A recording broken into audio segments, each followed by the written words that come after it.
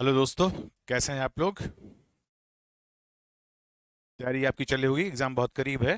तो मैं हूं डॉक्टर वेदांत और एक बार फिर से उपस्थित हूं अपने क्विक रिवीजन क्लास को लेकर के जिसका संबंध है हमारे हिस्टोग्राफी से। जैसा कि हमने आपको पिछले वीडियो में हिस्टोग्राफी के जो बेसिक मुद्दे थे उनके बारे में हमने बात की थी, और साथ में आपको हमने ये भी बताने की कोशिश की थी कि किस तरह से हिस्टोग्राफी का विकास हुआ। अब हम लोग बात कर रहे हैं थोड़ा सा हिस्टोग्राफी के जो सिद्धांत हैं, ठीक है ना। तो इन सिद्धांतों या दृष्टिकोणों के बारे में बात करेंगे, और उसके पहले हम कोशिश करेंगे आपसे इस बारे में बात करने की कि भारतीय इतिहास लेखन, ना भारतीय जो इतिहास लेखन है, वस्तुतः इसके अंतर्गत कितने स्कूल ऑफ थॉट्स या जो विचारधारा हैं या दृष्टिकोण हैं वो क्या हैं। ठीक है। इसके बाद हम लोग बात करेंगे कुछ इतिहास के लेखन से जुड़े हुए महत्व को लेकर के और उनकी पद्धतियों को लेकर के। ठीक है। तो पहले हम लोग बात करते हैं भारतीय इतिहास के लेखन को लेकर के। तो भारतीय इतिहास लेखन की जहां तक बात है, भारतीय इतिहास लेखन में जो दृष्टिकोण सामने आते हैं, जो पद्धतियां सामने आती हैं, इनको एज सच इस तरह से अगर हम डिवाइड कर लें तो ज्यादा आसानी से बात समझ में आएगी। इसमें क्या है, पहले आपने देखा कि इसमें है ओरिएंटलिस्ट या जो प्राच्यवादी दृष्टिकोण है, ठीक है ना। दूसरा इसमें है साम्राज्यवादी दृष्टिकोण। तीसरा इसमें है राष्ट्रवादी दृष्टिकोण। चौथा इसमें है मार्क्सवादी दृष्टिकोण, और पांचवा है सबाल्टन, या जो कह सकते हैं कि एकदम ऐसा अप्रोच जो स्थानीयता पर आधारित होता है। तो सबसे पहले देखें प्राच्यवादी दृष्टिकोण।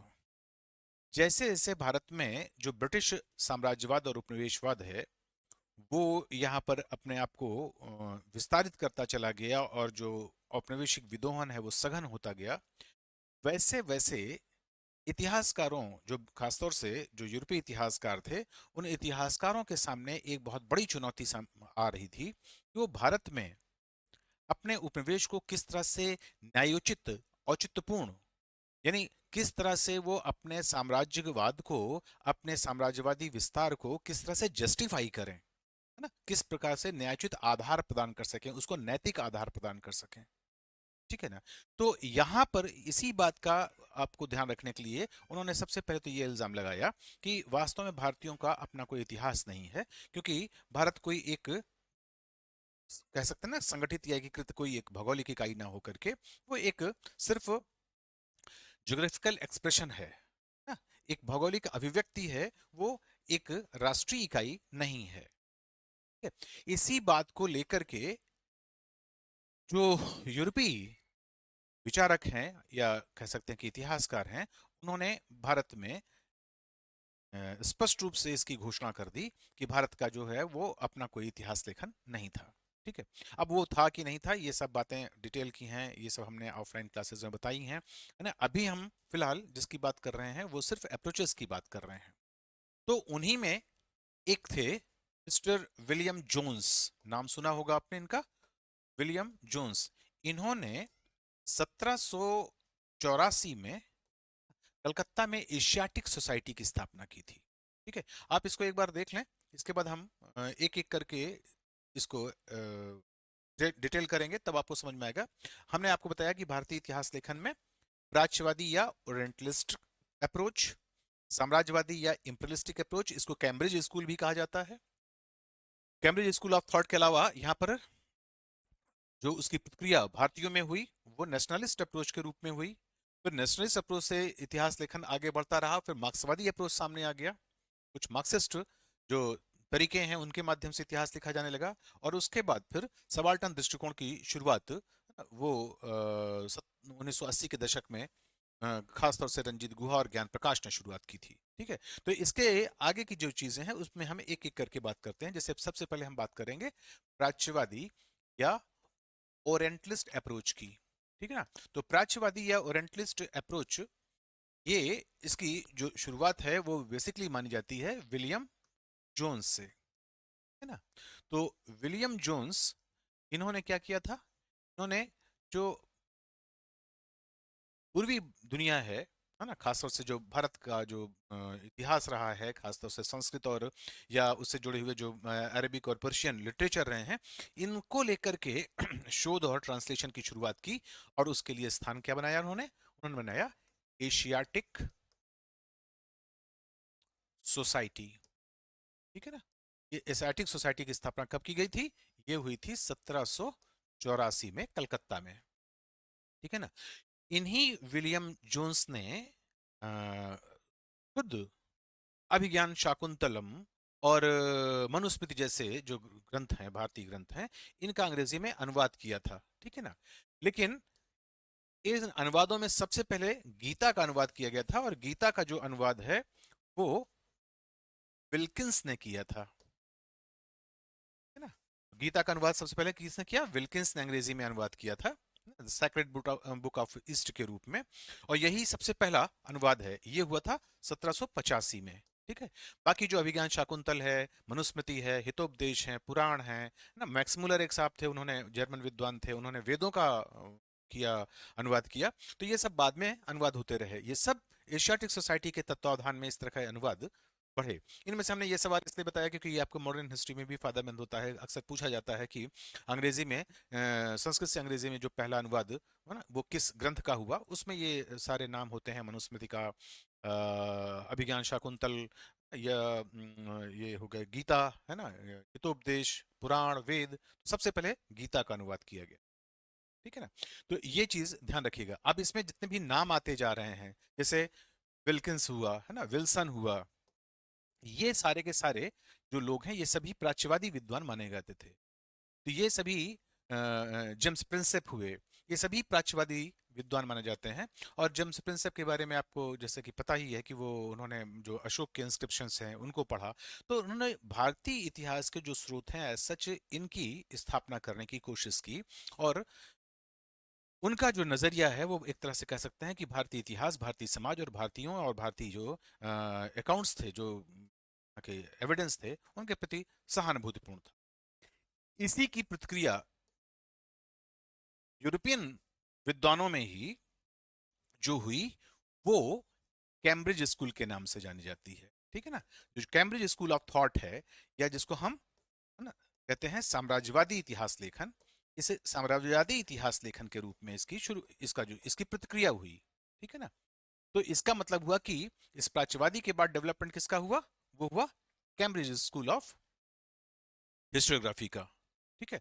और ये कैम्ब्रिज स्कूल ऑफ हिस्टोग्राफी, जो कि एक प्रकार से साम्राज्यवादी इतिहास लेखन परंपरा थी, इन्होंने हमेशा कोशिश की कि भारतीयों को बहुत ही क्षुद्र दिखाया जाए, भारत को वो एक राष्ट्रीय इकाई के रूप में स्वीकार ना किया जाए, और कोशिश की जाए कि इनको बताया जाए कि ये सिर्फ बर्बर और कह सकते हैं कि असभ्य थे, और इनको सभ्य, जो सभ्य बनाने का जो दायित्व है वो पूरा कर रहे हैं ब्रिटिशर्स। वो वास्तव में यहाँ पर किसी प्रकार का कब्जा करने के इरादे से नहीं है, बल्कि इनको एक प्रकार का लोकतंत्र में प्रशिक्षण दे रहे हैं, इनको सभ्य बनाने की कोशिश कर रहे हैं, ताकि ये समाज भी आदिम समाज से निकल करके और जो यूरोपीय समाज है उस आधुनिकता की ओर चल सकें। ऐसा इनका दावा था।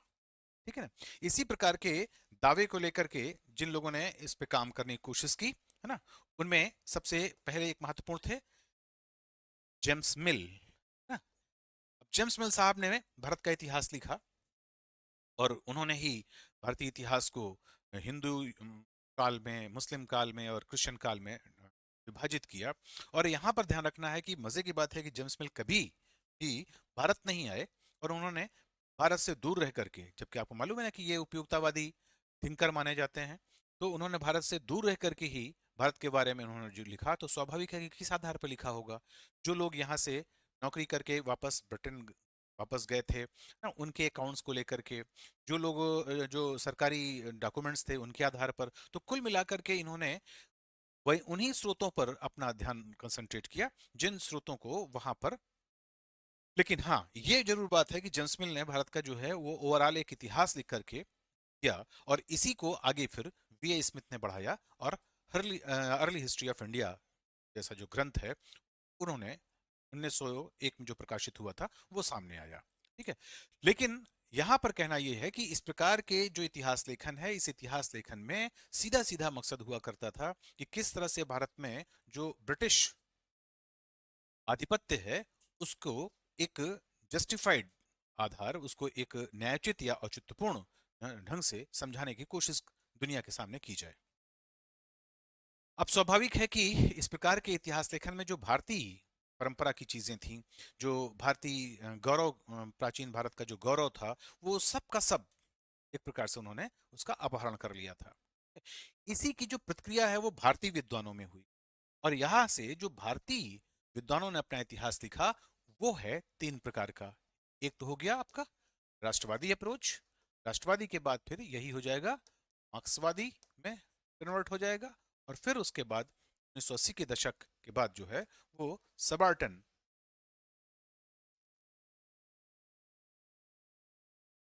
अप्रोच में डेवलप होगा। तो इसका मतलब हुआ कि जो ओरिएंटलिस्ट और इंपीरियलिस्टिक या कैम्ब्रिज स्कूल ऑफ हिस्टोरियोग्राफी थी, उसका संबंध पूरी तरह से विदेशी विद्वानों पर था, विदेशी इतिहासकारों में था, जिन्होंने भारत के इतिहास के बारे में लिखने की कोशिश की।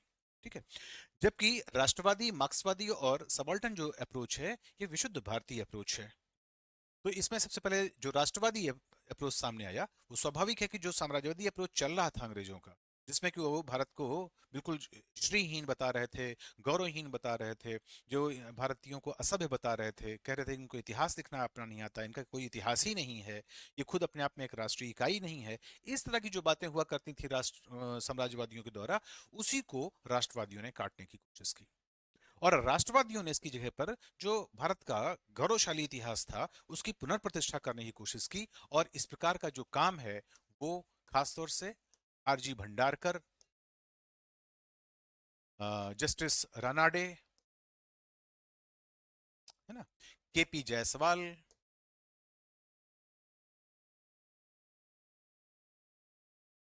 अल्तेकर, अल्तेकर महोदय, इस तरह के जो विद्वान है, नीलकंठ शास्त्री, जिन्होंने साउथ इंडिया का इतिहास लिखा, जो जिसको वी ए स्मिथ ने अंधकार काल बता रखा था, खासतौर से मौर्योत्तर काल को, से के पहले और मौर्यों के बीच का काल, उसको केपी जायसवाल ने बाकायदा जो नागवंश है, वाकाटक वंश है, इन सब की हिस्ट्री की खोज उन्होंने की और इसको सामने रखा। मराठा इतिहास रानाडे ने लिखा। आरजी भंडाकर ने खास तौर से जो प्राचीन इतिहास है उसमें भी जो मौर्यों का इतिहास है उसको बहुत विशेष रूप से उन्होंने व्याख्यायित किया। तो इस तरह से कह सकते हैं कि इस प्रकार का जो राष्ट्रवादी लेखन है, वो राष्ट्रवादी लेखन भारत ने जो बन पाया, उसका परिणाम हमारे राष्ट्रीय आंदोलन पर भी पड़ा, क्योंकि जो भारतीय राष्ट्रीय आंदोलन के हमारे योद्धा थे, जो इसके कह सकते हैं कि जो एक्टिविस्ट थे उसमें, उन सभी को भारतीय इतिहास को राष्ट्रवादी ढंग से पढ़ने के बाद अपने अंदर एक आत्मविश्वास आया, और इसी आत्मविश्वास की परिणति ये हुई कि उन्होंने आगे का जो संघर्ष है उसको बखूबी बढ़ाया। ठीक है। इसके बाद आप देखें आगे, तो राष्ट्रवादी अप्रोच में भारतीय जो राष्ट्र है उसकी कुछ ज्यादा ही प्रशंसा हो रही थी, और इसी ये कह सकते हैं कि इसमें अतिशयोक्तिपूर्ण वर्णन, क्योंकि सीधी सी बात है वो प्रतिक्रिया थी, तो जब प्रतिक्रिया होगी तो प्रतिक्रिया भी जिस प्रकार की क्रिया होगी उसी प्रकार से प्रतिक्रिया भी भरपूर होगी। अब उसमें एक प्रकार से जो कह सकते हैं कि तटस्थ या निरपेक्ष जो एक मनः स्थिति होनी चाहिए इतिहासकारों की, वो थोड़ा कम निदर्शित हो रहा था। और इसी दौरान आप देखेंगे कि जो मार्क्सवादी चिंतन है वो बहुत तेजी से विस्तृत हुआ, और खासतौर से जब सेकेंड वर्ल्ड वॉर के बाद विचारधारा के रूप में पूरी दुनिया बटी और एक बाइपोलर दुनिया का जन्म हुआ, तो उसमें जो मार्क्सवादी विचारधारा है, या कह सकते हैं कि जो मार्क्सवादी अप्रोच है, वो खुल करके सामने आया। और जब मार्क्सवादी अप्रोच खुल के सामने आया तो यहां पर आपको मालूम होना चाहिए कि इसकी जो शुरुआत है वो की डीडी कोशाम्बी ने। डीडी कोशाम्बी ने सबसे पहले जो मार्क्सवादी इतिहास लेखन है इसकी शुरुआत की। फिर इसी में विपिन चंद्रा, सतीश चंद्रा, रोमिला थापर, है ना, इस तरह के जो आर एस शर्मा, जिनकी एनसीईआरटी किताबें आप लोग पढ़ते हैं, ये सारे के सारे जो मार्क्सवादी चिंतन को लेकर के आगे बढ़ने लगे। मार्क्सवादी जो चिंतन है इसकी खास बात ये थी कि जो मार्क्सवादी टूल्स हैं, यानी जो कह सकते हैं कि इतिहास या समाज को प्रेरित करने वाली जो जो आर्थिक शक्तियां हैं, जो आर्थिक मॉडल हैं, जो उत्पादन से के संबंध से जुड़ी हुई चीजें हैं, है ना, उसको उन्होंने आगे बढ़ाया और वर्ग संघर्ष के रूप में भारतीय इतिहास को भी स्थापित करने की कोशिश की।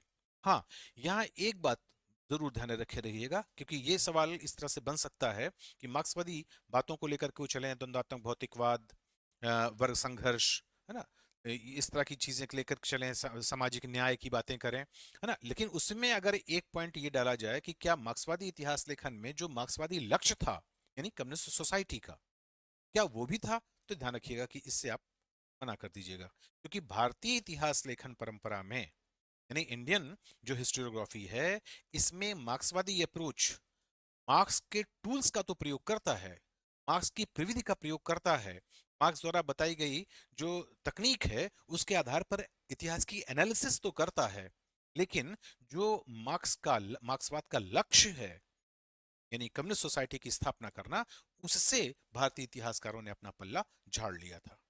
ठीक है, तो ऐसा ना हो कि वो सारी बातें मार्क्स की आपके दिमाग में कोई थ्योरी बने और उसमें आप कम्युनिस्ट सोसाइटी वाली बात भी डाल दें, तो ऐसा मत रखिएगा। टूल्स लिया था, लेकिन फाइनल या अल्टीमेट गोल नहीं लिया था। अब इस इतिहास लेखन में, है ना, इनकी जो आलोचना है वो खासतौर से अंबेडकर ने जी की।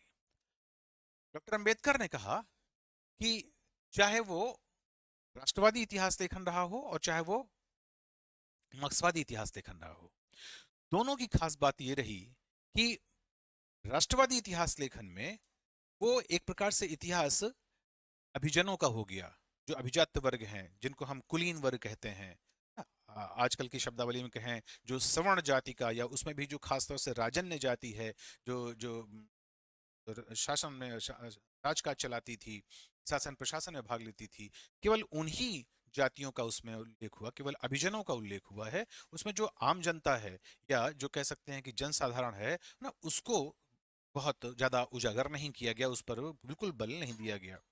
दूसरी खास बात यह है कि जो मार्क्सवादी इतिहास लेखन था, उस मार्क्सवादी इतिहास लेखन की खास बात यह रही कि अंबेडकर ने उसकी आलोचना ये कह करके की कि उसमें जो जातियों से संबंधित बारीकियां हैं, जो जातियों से संबंधित उत्पीड़न है, जो भारत की समाज व्यवस्था की जातीयता है, उसको स्पष्ट रूप से न तो एनालिसिस किया गया और ना ही उसको स्थान दिया गया। ठीक है, तो इस प्रकार से बहुत से थिंकर्स का यहाँ पर एक प्रकार से कह सकते हैं कि असंतोष था मार्क्सवादी इतिहास लेखन से भी और साथ ही साथ राष्ट्रवादी इतिहास लेखन से भी। उसी का परिणाम यह हुआ कि एक नया अप्रोच सामने आया, जिसको हम कहते हैं सबाल्टर्न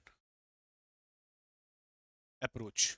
ठीक है, अभी तक जितने अप्रोच देख रहे थे, चाहे वो प्राच्यवादी रहे हों, चाहे साम्राज्यवादी रहे हों, चाहे राष्ट्रवादी रहे हों, ये अप्रोचेस खासतौर से ऊपर से नीचे की तरफ आ रहे थे, यानी टॉप टू बॉटम। पहली बार ऐसा हुआ जब एक प्रकार से बॉटम अप की बात की गई और कहा गया कि इतिहास अगर अच्छा लिखना है तो आपको नीचे से ऊपर की तरफ जाना चाहिए। और दूसरी बात यह है कि इतिहास के साक्ष्यों में केवल सरकारी डॉक्यूमेंट्स या लिखे लिखाए जो भी प्राथमिक या द्वितीयक स्रोत हैं, सिर्फ उन्हीं पर आपको नहीं विचार करना है, बल्कि जो लोकोक्तियां हैं, कहावतें हैं, लोक प्रचलित जो इतिवृत्तांत हैं, जो कह सकते हैं कि जनसाधारण के बीच में प्रचलित परंपराएं हैं, है ना, उनके बीच की जो कहानियां हैं, के बीच की जो कहावतें हैं ना, उनका भी सार समझना होगा और उसका भी इतिहास में प्रयोग करना होगा। तब जाकर के जो इतिहास है वो जन जन का इतिहास बन पाएगा। और इसी के कारण से जो लोकल लेवल के सोर्सेज हैं, लोकल लेवल की जो हिस्ट्री है, वो सामने आने लगी। तो आप देखते हैं कि हमारे राष्ट्रीय आंदोलन में बहुत से ऐसे लोगों के नाम सामने आने लगे, जैसे बिजली पासी, है ना, या राजभर ना, इस तरह से बहुत सी छोटी छोटी जगहों के जो इतिहास हैं वो सामने आने लगे। अन्यथा सिर्फ हम कुल मिलाकर के मंगल पांडे, चंद्रशेखर आजाद और भगत सिंह, ये गांधी, नेहरू, है ना, इन्हीं को सिर्फ हम जानते थे। लेकिन हर इलाके में इन लोगों से कहीं ज्यादा जो बलिदान है वो उन लोगों ने दिया जो सैकड़ों की संख्या में, लाखों की संख्या में मारे गए, फांसी चढ़ाए गए, या जो कि काले पानी में जा करके या कहीं दूर दराज के जेलों में डाल करके जिनको विस्मित कर दिया गया, उन सभी को हम सबॉल्टन इतिहासकार के इतिहास लेखन के माध्यम से उजागर कर सकते हैं। तो ये अप्रोच सामने आया। तो कुल मिलाकर के आपके पास हो गए प्राच्यवादी या ओरिएंटलिस्ट स्कूल ऑफ हिस्टोग्राफी, इसके बाद फिर दूसरा बन गया आपका प्रिलिस्टिक या कैम्ब्रिज स्कूल ऑफ थॉट, तीसरा राष्ट्रवादी या नेशनलिस्ट स्कूल, मार्क्सवादी, मार्क्सवादी के बाद फिर सबऑल्टर्न दृष्टिकोण बना। ठीक है, तो इनके माध्यम से हम आप कह सकते हैं कि ये सारे स्कूल मिलकर के और जो हमारे इतिहास लेखन की परंपरा है उसको मजबूत करते हैं। अब यहाँ पर आपको एक चीज का ध्यान रखना होगा कि ये तो हो गई बात भारतीय ना, यानी ये एक तरह से बात हो गई इतिहास, यानी निश्चित रूप से घटित हुई घटनाएं, जो निश्चित रूप से घटा हुआ हो सिर्फ उसी को इतिहास कहा गया। ठीक है, यानी ये भारतीय परंपरा में है। तो ये हुआ निश्चित रूप से घटित, इसको कहा गया इतिहास। अब हम लोग बात करेंगे थोड़ी सी हिस्ट्री के बारे में, ठीक है ना। ऐसा नहीं है कि इतिहास और हिस्ट्री पूरे 100% अनुवाद हो, है ना। वास्तव में इतिहास जो शब्द बना, जिसकी शुरुआत हमें पहला शब्द जो है वो मिलता है अथर्ववेद में, उसके बाद फिर छांदोग्य उपनिषद में इसको पंचम वेद के रूप में रखा गया, शतपथ ब्राह्मण में इसको इतिहास वेद ही कहा गया है ना। तो वो सारी बातें लंबी बातें हैं। अब हम हिस्ट्री देखें तो हिस्ट्री जो शब्द है वो ग्रीक शब्द जो है वो हिस्टोरी, इससे निकला हुआ है ना, हिस्टोरिया से। और जो इसका मतलब होता है, उसका मतलब होता है नॉलेज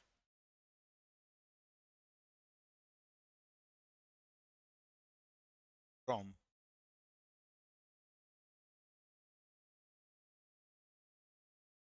इन्वेस्टिगेशन,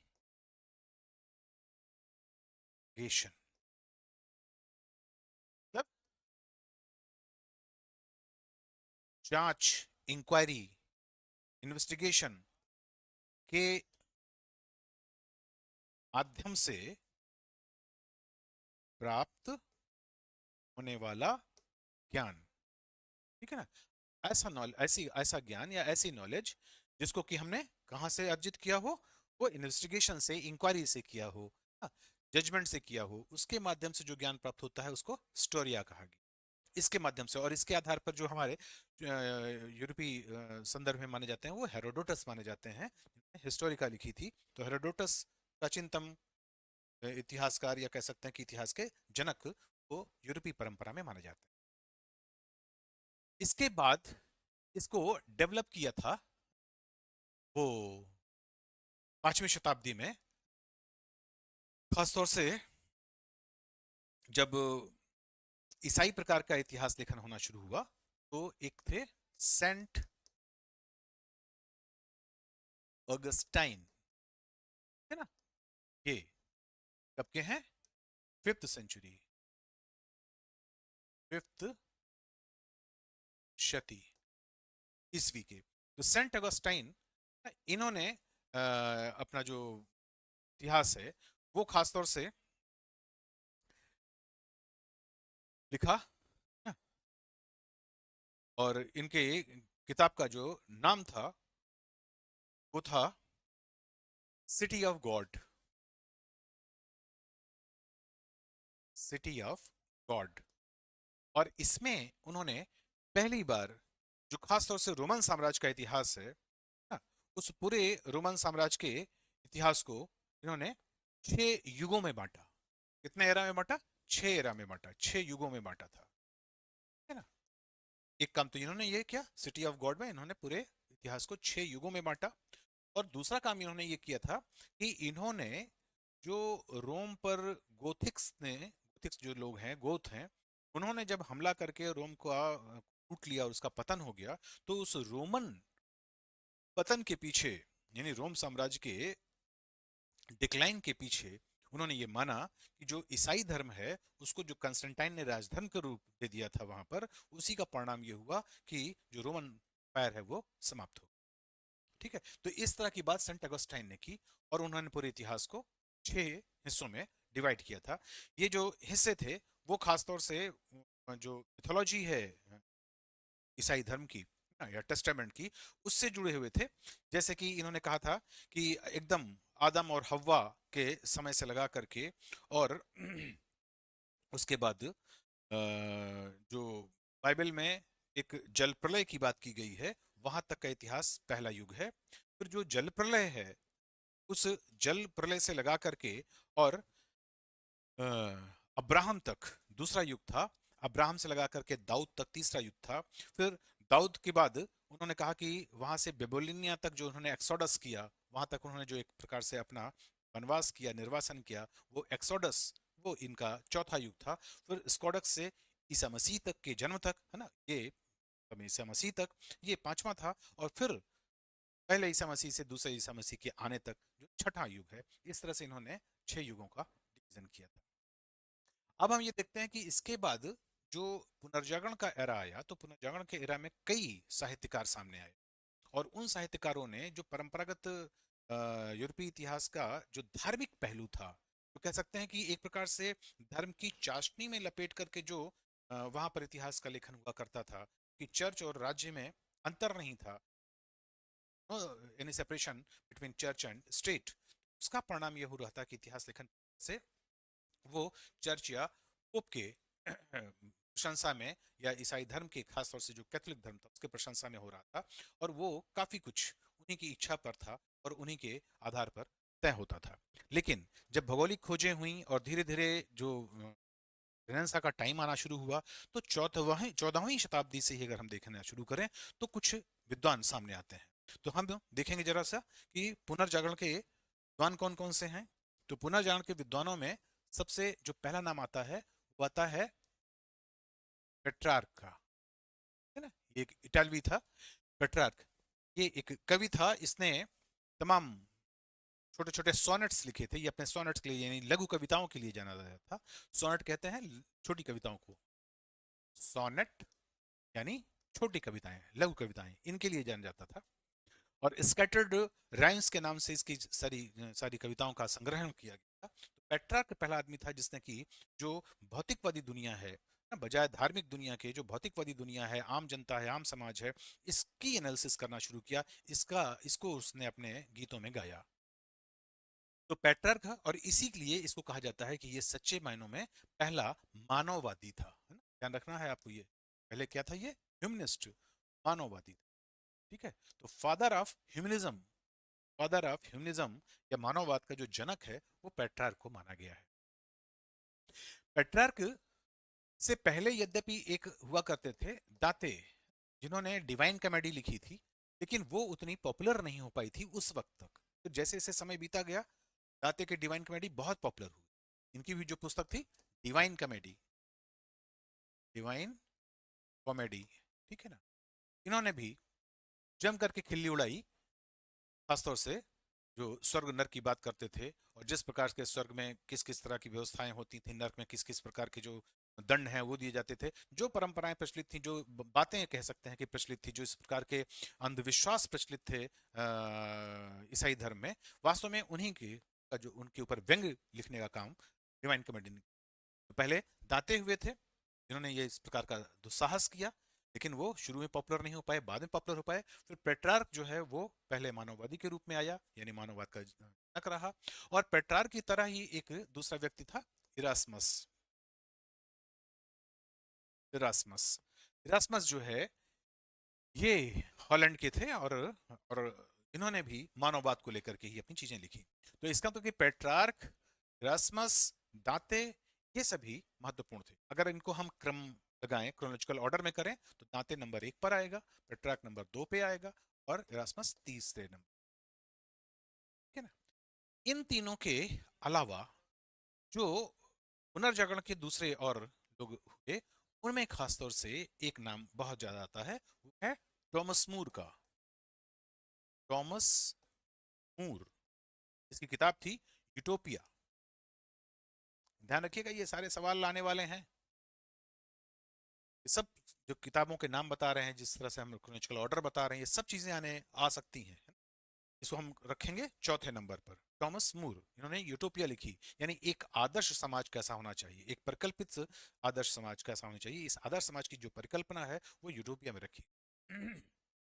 ठीक है, जो निश्चित रूप से जो धार्मिक अंधविश्वास है, या जो दैवी डर है ना, उन सब से अलग निकाल करके एक यथार्थवादी दुनिया को रखने की कल्पना सिर्फ की थी। और वो एक समाज, परिपूर्ण समाज, एक आदर्श समाज, यूटोपिया, ये किताब काफी पॉपुलर हुई थी। ठीक है, तो इस तरह से कुछ इतिहासकार सामने आए। इसके बाद फिर जो हमारे पास जो आता है खासतौर से जो प्रबोधन का काल है, यानी जो 16 से लगा करके 18वीं शताब्दी के बीच का जो समय है, ये समय कहता है क्या? प्रबोधन काल।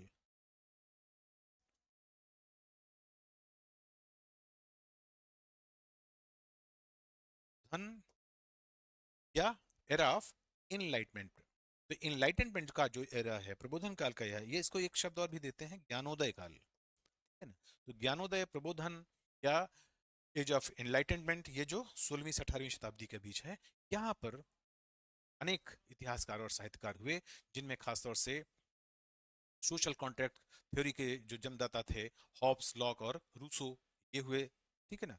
रूसो ने तो बिल्कुल ही उसको आम जनता तक बातें पहुंचा दी ना। लॉक ने डेमोक्रेसी की वकालत की, नेचुरल राइट्स की वकालत की। ठीक है। तो इस तरह से हॉब्स, लॉक, रूसो, इन्होंने सोशल कॉन्ट्रैक्ट की थ्योरी दी। इसी तरह से मॉन्टेस्क्यू ने चेक एंड बैलेंस और जो सेपरेशन ऑफ पावर्स है, यानी शक्ति का विभाजन और संतुलन, ना, इसकी थ्योरी दी ना। वॉल्टेयर था ना। ये सभी फ्रांसीसी क्रांति के पहले ऐसे लोग थे जिन्होंने बाकायदा फ्रांसीसी क्रांति की एक प्रकार से पृष्ठभूमि ही बना दी थी, जिसमें स्वतंत्रता, समानता और न्याय जैसी बातें आई, यानी आम जनता की बातें आई, जनतंत्र की बात। ठीक है।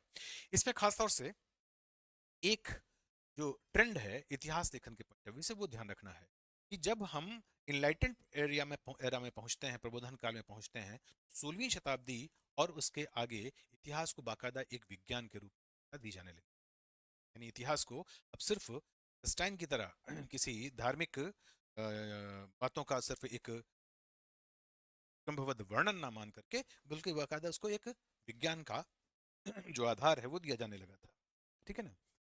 अब यहाँ पर देखना है कि कुछ लोगों ने इतिहास की इसी संदर्भ में कुछ व्याख्याएं की हैं। इन व्याख्याओं से जुड़ी हुई जो इनकी परिभाषाएं हैं वो बहुत इंपॉर्टेंट है, पर जरूर ध्यान दीजिए। जैसे इसमें आप देखेंगे कि एक व्यक्ति है वोल्टेयर। वोल्टेयर वोल्टेयर ने कहा था कि जो इतिहास है ये मृतकों के साथ चुके हैं, मृतकों के साथ चली गई चालों का समूह है ना। मृतकों के साथ चली गई चालों का समूह मानता था बोल इतिहास को। डेकार्ट, ह्यूम, ये कांट, ये सभी ऐसे लोग थे जिन्होंने कि इतिहास की संदेहवादी व्याख्या की। उनका कहना था कि इतिहास में जो वास्तविक ज्ञान है, गणित जैसा ज्ञान है, वो नहीं मिल सकता। तो विज्ञान तो मान रहे थे, लेकिन वो गणित जैसा इसको कुल सार्वभौमिक ज्ञान इसमें नहीं मान रहे थे, इसीलिए संदेहवादी हैं ये सब। कौन कौन इसमें रखिएगा? कांट, ह्यूम, है ना,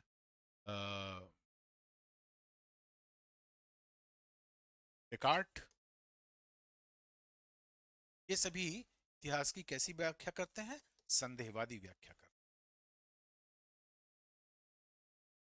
फिर एक व्यक्ति आता है 20वीं शताब्दी के आखिर में, राके, जर्मन विद्वान है राके। इसने इसकी प्रत्यक्षवादी व्याख्या की। ठीक है। प्रत्यक्षवादी व्याख्या क्या है? प्रत्यक्षवादी या इसको कहते हैं पॉजिटिविज्म। पॉजिटिविस्ट जो एक्सप्लेनेशन है इतिहास का, वो किसने किया? राके ने किया। और राके ने इसमें व्याख्या करते हुए ये बात रखी कि केवल हमको इतिहास के जो तथ्य हैं उनको सिर्फ तार्किक रूप से ही नहीं व्यक्त करना चाहिए, बल्कि साथ ही साथ अपने अनुभव हैं, उन अनुभवों से उनको सत्यापित भी करना चाहिए। तो इसका तो हुआ कि जो उसकी एनालिसिस करें, वो एनालिसिस तो हम लॉजिकली करें, लॉजिक के आधार पर करें, तर्क के आधार पर करें, लेकिन उसका जो सत्यापन है, उसका जो पुष्टिकरण है, उसका जो कह सकते हैं वेरिफिकेशन है, वो वेरिफिकेशन जो है वो हम अनुभव के आधार पर। ठीक है। ये चीज काफी विख्यात हुई। यहां पर ध्यान रखना है कि रॉके की तरह ही इन्हीं के समकालीन एक इतिहासकार हैं और सामने आए, और उन्होंने वास्तव में प्रत्यक्षवादी बातों के मानने के साथ साथ एक बहुत ही महत्वपूर्ण थ्योरी प्रस्तुत की उन्होंने। और उस थ्योरी का जो कह सकते हैं कि नाम है वो उन्होंने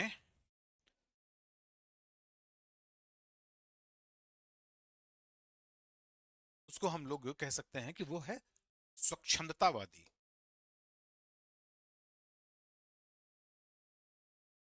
का नाम क्या हुआ? स्वच्छंदतावादी। इसको अंग्रेजी में कहा जाता है रोमांटिसिज्म। रोमांटिसिज्म। ठीक है। तो जो विचारधारा के क्षेत्र में आदर्शवाद या आइडियलिज्म होता है, उसी को साहित्य के क्षेत्र में रोमांटिसिज्म कहा जाता है। ठीक है ना? और इस रोमांटिसिज्म की जो शुरुआत है, उसका जो प्रतिपादक है, वो माना जाता है वॉन हर्वर्ड को।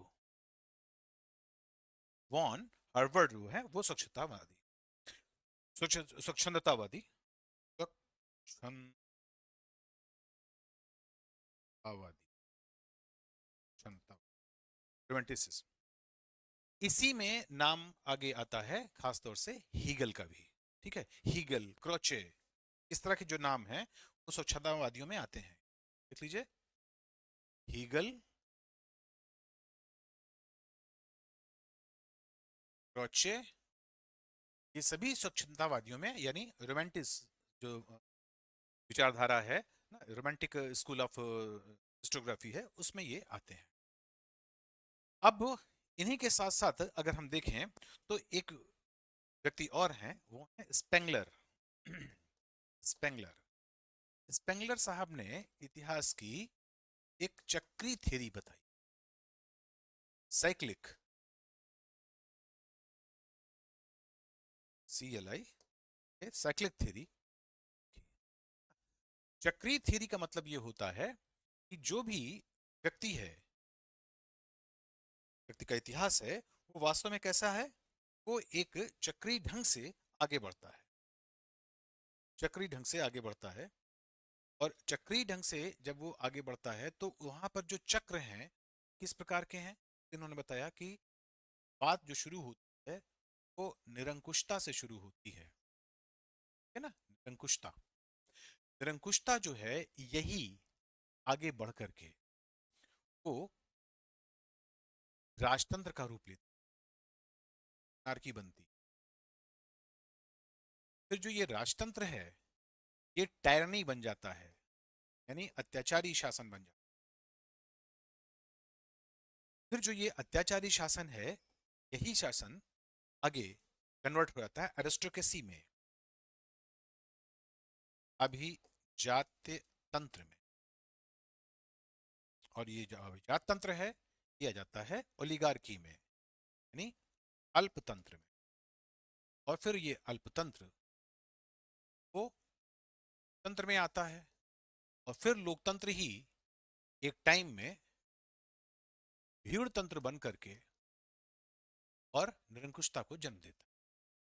ये साइक्लिक थ्योरी, यानी सबसे पहले डिस्पोटिसिज्म, डिस्पोटिसिज्म के बाद फिर मोनार्की, मोनार्की के बाद फिर टायरनी, टायरनी के बाद फिर एरिस्टोक्रेसी, एरिस्टोक्रेसी के बाद ओलिगार्की, ओलिगार्की के बाद डेमोक्रेसी, डेमोक्रेसी ही कन्वर्ट हो जाती है, या कह सकते हैं कि वो संक्रमित हो जाती है, वो ट्रांजिट हो जाती है किसमें?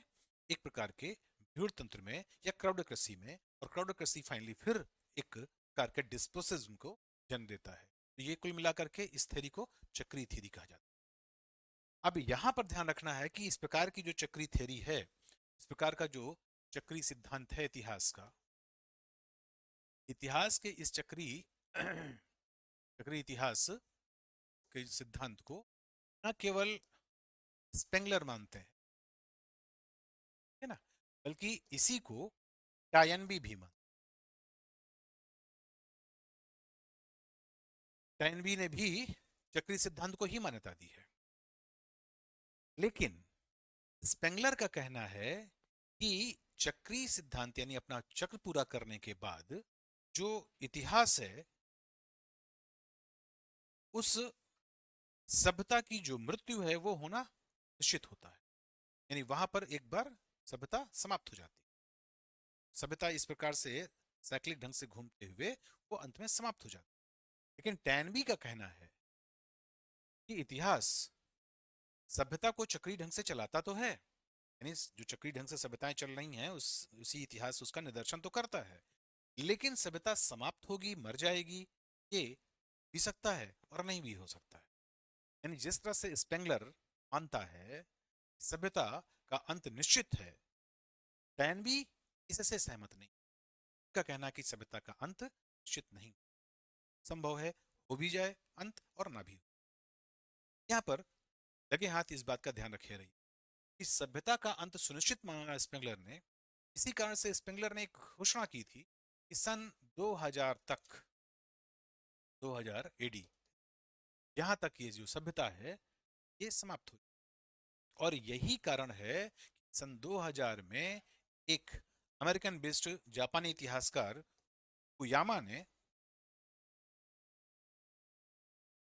घोषणा की थी इतिहास का अंत हो गया है, एंड ऑफ हिस्ट्री, इतिहास समाप्त हो गया, इतिहास मर गया।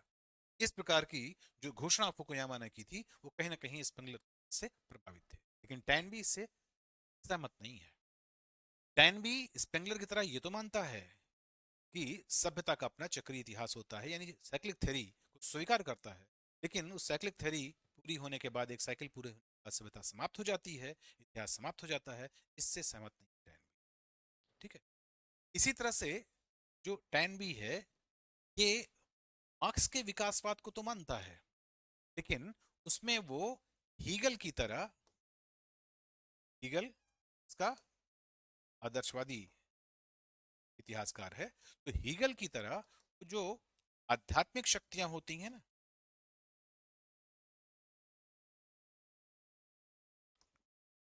स्पिरिचुअल फोर्सेस, स्पिरिचुअल फोर्सेस की भूमिका को स्वीकार करता है।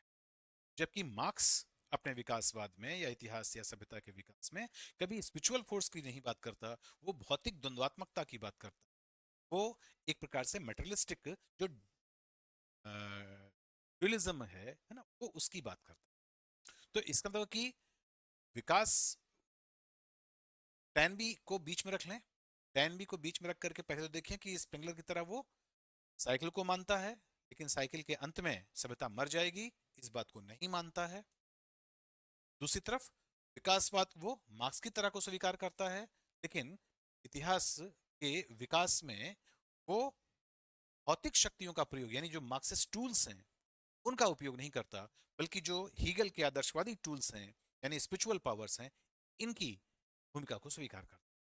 तो टैनवी को अगर आप केंद्र में बना लेंगे तो आदर्शवाद को, तार्किक प्रत्यक्षवाद या पॉजिटिविज्म को राके का जो है, या फिर जो मार्क्सिस्ट थ्योरी है द्वंद्वात्मक भौतिकवाद की, इन सब के केंद्र में आप उसको पाएंगे।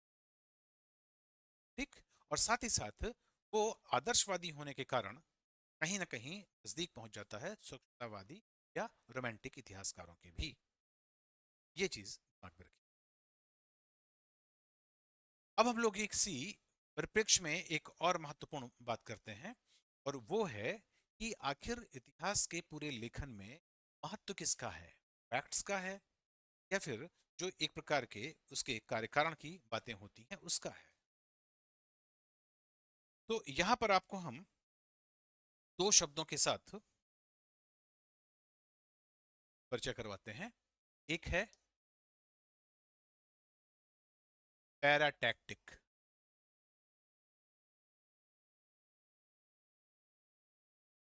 दूसरा है हाइपोटैक्टिक। जब हम इतिहास को सिर्फ ये मानते हैं कि वो एक प्रकार से तथ्यों का एक संग्रहण है, तथ्यों का लेखा जोखा है, वो एक प्रकार से जितने भी हमारे पास एविडेंस हैं, एक अकाउंट है उनका, एक लेखा जोखा है, इस प्रकार की जो बातें हैं स्वीकार की गई थी इस दुनिया में। जैसे कि आप कह सकते हैं कि इसके पीछे हम नाम ले सकते हैं व्यक्ति का, उसको हम जिसका नाम है Charles Firth. Charles Firth, Charles Firth महोदय का कहना था वास्तव में इतिहास जो भी समाज में विभिन्न विकास के दौरान जिस प्रकार की चीजों का प्रयोग करते हैं और साथ में जो उनकी भौगोलिक दशाएं होती हैं, इन सभी का एक प्रकार का वो अकाउंट है, एक प्रकार का वो लेखा जोखा है ना। तो इस प्रकार की जो चीजें होती हैं, इस प्रकार से सिर्फ तथ्यों का अगर हम संकलन करते हैं, तथ्यों का अगर हम संकलन करते हैं, उनको कंपाइल करते हैं, तो इस प्रकार के कंपाइलेशन ऑफ फैक्ट्स के संदर्भ को हम कहते हैं पैराटैटिक। यानी यहां पर हम सिर्फ शब्दों के बीच में, तथ्यों के बीच में और शब्द को जोड़ते जाते हैं, ये है और ये है और ये है। जैसे ये इसके कह सकते हैं कि ये साहित्यिक साक्ष्य हैं, साहित्यिक साक्ष्य के साथ साथ ये पुरातात्विक साक्ष्य हैं, ये उनके पुरावशेष हैं। इस प्रकार से और के माध्यम से हम जोड़ते हुए इनका संकलन करते हैं। इनके बीच किसी प्रकार के कार्य कारण संबंध की बात हम नहीं। जब हम इनके बीच कारण कारण की बात करते हैं, यानी इनके साथ साथ हम ये लगाते हैं चूंकि ऐसा था इसलिए ऐसा हो गया, क्योंकि ऐसा था इसलिए ऐसा हो गया, इन चीजों का परिणाम, इसको कह सकते हैं काज एंड इफेक्ट थ्योरी, कारण और जो प्रभाव का सिद्धांत है। जब हम इसका प्रयोग करते हैं तो उसे, उस प्रविधि को कहा जाता है हाइपोटेक्ट। ये जो हाइपोटेक्टिक थ्योरी है ना, इसी का जो है वो फाइनली आज के इतिहास में किया जाता है, चाहे वो यूरोप का हो और चाहे भारत का हो। तो इतिहास केवल कोई कथा नहीं है, तथ्यों का संग्रह नहीं है, क्यों उसके पीछे बाकायदा एक सीक्वेंस होता है, एक असेंबली होती है। इसीलिए जब आप शोध लिखते हैं, रिसर्च मेथोडोलॉजी का अध्ययन करते हैं, तो रिसर्च मेथोडोलॉजी में आप पाते हैं कि केवल हम सिर्फ तथ्यों का संकलन नहीं करें, बल्कि उनका मूल्यांकन करके चयन करें, और फिर चयन करने के बाद फिर विश्लेषण करें, विश्लेषण करने के बाद फिर उससे एक निष्कर्ष निकालें, तब जाकर के इतिहास लेखन संभव हो। यहाँ पे चार्ल्स फर्थ की तरह हम दो तीन इतिहासकारों की बात और करेंगे, जैसे कि सिंपली इतिहास को केवल हिस्ट्री, यानी जैसे उसमें कहा ना कि हिस्ट्री में HISTURY यानी हिस्ट्री खुद अपने आप में क्या है, कहानी है, वो और कुछ भी नहीं, सिर्फ एक कहानी है, कथा है। इस कथात्मकता की बात जो कहा जाता है वो क्या, रेनियर ने, ठीक है ना, रेनियर महोदय हैं, इनका कहना था कि इतिहास क्या है, सिर्फ एक कहानी है, कथा है। लेकिन एक बहुत प्रसिद्ध परिभाषा और उक्ति है, वो है कॉलिंगवुड की, कॉलिंगवुड की। इनका कहना है कि history is the history of thoughts. वास्तव में इतिहास क्या है, इतिहास वो विचारों का इतिहास है, कि पहले कोई घटना नहीं घटती है, बल्कि पहले हमारे विचार में वो चीज प्रकट होती है, और फिर उसी का जो मैनिफेस्टेशन है फिर घटना के रूप में सामने आता है। पहले विचार आते हैं, इसलिए वास्तव में इतिहास घटनाओं का इतिहास ना होकर के जो घटित हुई हैं, वास्तव में क्या है, विचारों का इतिहास है, आइडियाज का है, थॉट्स के हैं। History is the history of thoughts. ये बहुत कलिंगवुड की जो परिभाषा है, बहुत पॉपुलर परिभाषा है, इसको ध्यान। इस तरह से हिस्टोग्राफी के हमने भारतीय संदर्भ और पश्चिमी संदर्भ दोनों बताए। अब सिर्फ दो बातें और आपसे करनी। एक तो रेनेसां में ये बातें हिस्टोग्राफी की नहीं है, लेकिन ये आपके चूंकि वर्ल्ड हिस्ट्री से जुड़ी ऐसी बातें हैं जिन ध्यान रखेंगे तो फायदे में एक दो क्वेश्चन इसमें और बढ़ सकते हैं। क्योंकि इतिहास के परिप्रेक्ष्य में अगर हम पुनर्जागरण के परिप्रेक्ष्य में देखें, जैसा कि हमने आपको पेट्रार्क, टॉमस मूर, जरबेकन या इरास्मस, इन लोगों के दांते, इन लोगों की बातें की, वैसे ही पेंटिंग्स का बहुत महत्वपूर्ण स्थान रहा है पुनर्जागरण। और पेंटिंग्स की एक क्रोनोलॉजिकल ऑर्डर हम आपको हैं, उस ऑर्डर को जरूर ध्यान। ये जो ऑर्डर है उसकी शुरुआत होती है जियोटो से। जियोटो, जियोटो ये फादर ऑफ यूरोपियन पेंटिंग कहा जाता है। कौन है ये एक प्रकार से की कला है, इसका जनक है। क्या है, father, father of European paintings कौन, जियोटो।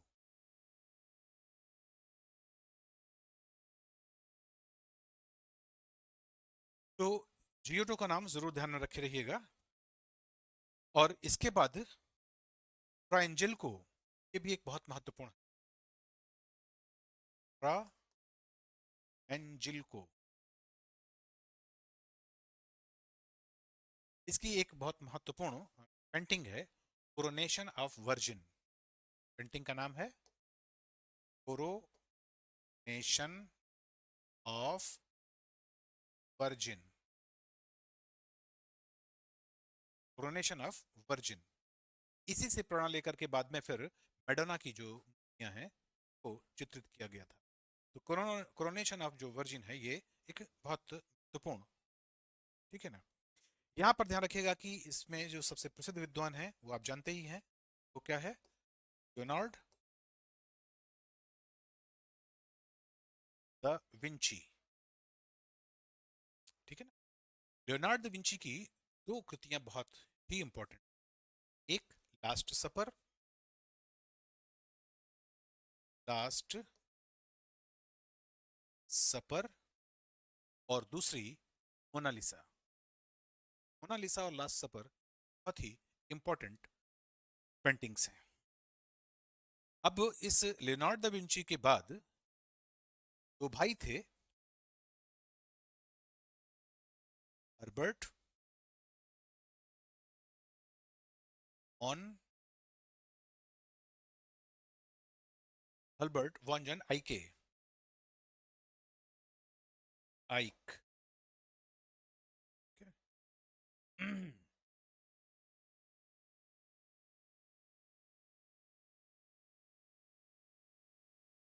आइके। तो हर्बर्ट वॉन आइक ये लियोनार्ड दा विंची के बाद हुए थे, और इनकी एक प्रसिद्ध कृति है adoration of lamb. Adoration of lamb, lamb, ये इनकी कृति। तो Giotto father of European painting है। जियोटो के बाद फ्रा एंजिल्को, उन्होंने कोरोनेशन ऑफ वर्जिन की पेंटिंग बनाई, ठीक है। लियोनार्ड दा विंची लास्ट सपर और मोनालिसा बनाई। हल्बर्ट वॉन हल्बर्ट जॉन वॉन आइक, दो भाई थे ये, इन्होंने एडोरेशन ऑफ लैम, इसको इन्होंने बनाया, ठीक है। इन महत्वपूर्ण चित्रकारों के साथ साथ दो और चित्रकारों को आप अगर ध्यान रखें तो अच्छा होगा, और ये दो चित्रकार हैं माइकल एंजेलो और रॉफेल। माइकल एंजेलो की जहां तक बात है, ये फ्रेस्को के लिए जाने जाते हैं, यानी जो दीवारों पर चित्रकारी की जाती है इसके लिए जाने जाते हैं। और इन्होंने लास्ट जजमेंट ये पेंटिंग बनाई थी वेंटिकन सिटी के चर्च में, ठीक है ना। लास्ट जजमेंट, अंतिम निर्णय, ये जजमेंट है वो जिलो की। अब यहां पर दो शब्द का ध्यान रखिएगा, लास्ट सपर और लास्ट जजमेंट। लास्ट सपर पेंटिंग है लियोनार्ड दा विंची की, जबकि लास्ट जजमेंट पेंटिंग है माइकल एंजेलो की ना। ये फ्रेस्को पेंटिंग है, फ्रेस्को मतलब दीवार पर भित्ति कला। माइकल एंजेलो के अलावा आपको एक व्यक्ति नाम याद रखना होगा, वो है राफेल। 16वीं शताब्दी का है राफेल। राफेल ने जो पेंटिंग बनाई है वो कहलाती है मैडोना, ठीक है ना, मैडोना, ये पेंटिंग राफेल की। तो अगर आपने जिएटो, फ्रेंजिल्को, Leonardo da Vinci, Herbert John van Eyck, इनके साथ साथ अगर आप माइकल एंजेलो और राफेल को ध्यान में रखते हैं, और अगर आप ये बात याद रखते हैं कि कोरोनेशन ऑफ वर्जिन किसकी पेंटिंग है, एडोरेशन ऑफ लैम किसकी पेंटिंग है ना, वर्जिन जो मैडोना है उसकी शुरुआत कहाँ से हुई, या फिर मैडोना जो पेंटिंग राफेल की है इसका इंस्पिरेशन कहाँ से आया, एंजेल्को से। तो ये सब बातें अगर आपको समझते हैं और लास्ट सपर और लास्ट जजमेंट पे अंतर जानते हैं, तो यहाँ के जो सवाल है वो आप निश्चित रूप से कर पाएंगे, ठीक है। दूसरी चीज, भारतीय इतिहास लेखन में दो बातें छोटी सी याद रखनी। कि जो हमारा राष्ट्रवादी इतिहास लेखन है, मैं आपको बताया था ना, प्राच्यवादी और साम्राज्यवादी के बाद राष्ट्रवादी इतिहास लेखन, तो जो राष्ट्रवादी इतिहास लेखन है, इसका जो अतिवादी स्वरूप है, इसका जो अतिवादी रूप यानी इसका एक्सट्रीमिस्ट फॉर्म ऑफ हिस्टोग्राफी, वो तथाकथित तुवादी या भगवावादी हिस्टोग्राफी के स्कूल के रूप में जाना जाता है। इसकी इसको जो प्रेरणा मिली ना, क्योंकि ये खास तौर से अपने पूरे इतिहास को, जो खास तौर से हिंदू शासनकाल था यानी मिडवल पीरियड से पहले का शासनकाल था, वहाँ, और या फिर मिडवल हिस्ट्री के बाद में भी अगर देखें तो जो शिवाजी या विजयनगर का शासन था, इनको इनको लेकर के ही ज्यादा गौरवशाली गाथाएं गई हैं। और एक प्रकार से जो मध्यकाल है उसको उन्होंने एक गुलामी का काल बताया है। ये जो अतिवादी हिंदूवादी राष्ट्र काल रहा है, इस प्रकार की हिस्टोग्राफी को खासतौर से जो वीडी सावरकर हैं, इनके लेखों से इसको बहुत परवाज मिली। इसमें आप जानते हैं कि उन्होंने 1909 में 1857 के विद्रोह को पहला स्वाधीनता संग्राम बताया, तो फर्स्ट इंडियन नेशनल स्ट्रगल के रूप में उन्होंने रखा वो बात। और इसके अलावा इन्होंने भारतीय इतिहास के 6 गौरवशाली अध्याय बताए। वो जो 6 गौरवशाली अध्याय हैं उनमें उन्होंने चंद्रगुप्त मौर्य को रखा, क्योंकि उसने को हराया था, सिकंदर पराजित किया था। उसके बाद उन्होंने पुष्पेंद्र शुंग को रखा, जिसने यवनों को बिल्कुल यहाँ से हरा दिया। तीसरे नंबर पर उन्होंने चंद्रगुप्त विक्रमादित्य को रखा, जिन्होंने शकों को यहाँ से भगाया। उसके बाद फिर उन्होंने यशोधर्मा को रखा, जिन्होंने उन्होंने हुणों को भगाया। ठीक है ना। इसी प्रकार से उन्होंने जो विजयनगर है और जो शिवाजी यानी मराठा साम्राज्य है, खासतौर से शिवाजी का जो हिंदू पातशाही है, इसको उन्होंने 5वें और 6ठे अध्याय हैं इनके रूप में इसको रख करके भारतीय इतिहास को कोशिश की है। तो ये भी एक अतिवादी हिंदू दृष्टिकोण माना जाता है, इसका भी ध्यान रखिएगा। ओके, फाइनली इसमें एक कोटेशन बनता है, और वो कोटेशन ये है कि हार्वर्ड यूनिवर्सिटी जो अमेरिका की हार्वर्ड यूनिवर्सिटी है, इसमें डायना एल एक, हार्वर्ड यूनिवर्सिटी की मैडम डायना एल एक, इन्होंने 2012 में इस बात की स्पष्ट घोषणा की, बाकायदा रिसर्च करके इस बात की स्पष्ट घोषणा की, और उन्होंने लिखा, India a holy geography, Bharat एक पवित्र भूगोल, भारत एक पवित्र भूगोल ना, एक holy geography, India as a holy geography. उन्होंने ये बताया जो भारत का विचार है वो अंग्रेजों और मुगलों से भी बहुत पहले से था, और ये क्षेत्रीय पहचानों का कोई समूह नहीं है, बल्कि ये किसी भी प्रकार की जाति या नस्ली पहचान भी नहीं है, बल्कि एक राष्ट्र के रूप में था। ये बात उन्होंने 2012 में की। निश्चित रूप से ये जो उक्ति है वो सारे के सारे मार्क्सवादी और उसके पहले के जो साम्राज्यवादी इतिहास लेखन है, इसके ऊपर एक बहुत करारा जवाब है, जिन्होंने मान लिया था कि भारत एक ज्योग्राफिकल एग्जिस्टेंस है, एक भौगोलिक अभिव्यक्ति मात्र है, उसमें किसी भी प्रकार की अपनी ऐतिहासिक चेतना नहीं है। उसको बहुत स्पष्ट रूप से खंडित किया डायना एलेक ने 2012 में, और इनकी बात पॉपुलर हुई।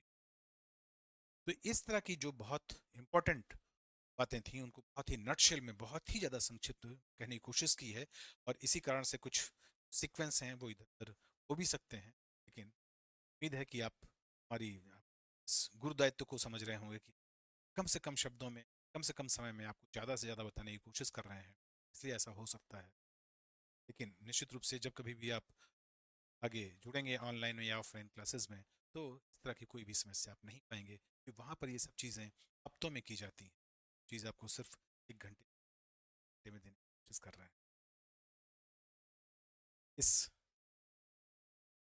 शासन के साथ, इस एक कह सकते हैं कि एक विनम्र चेतावनी के साथ विदा लेते हैं। अगला जो क्लास होगा चीज से जुड़ा, खासतौर से एंशिएंट मिडल के ऊपर कम शब्दों में ऐसे सवालों को उठाएंगे जो काफी एक दूसरे से मिलते जुलते हैं और जिनको लेकर के कंफ्यूजन पैदा हो, जैसे लास्ट जजमेंट, लास्ट सपर में।